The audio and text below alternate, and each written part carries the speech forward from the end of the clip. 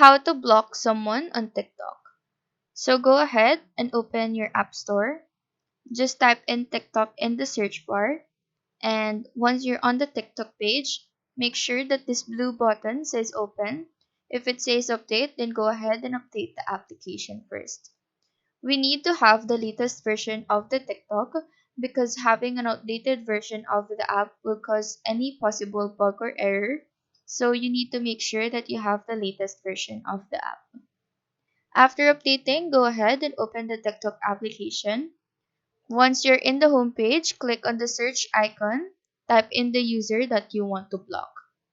Now, once you're in their profile, just click on the arrow icon. It's on the upper right corner of the screen. And then below, you will see the block icon.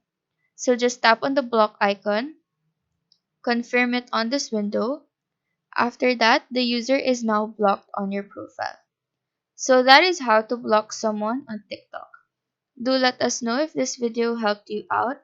And if you have any questions, feel free to drop them down below. Thank you for watching and have a nice day.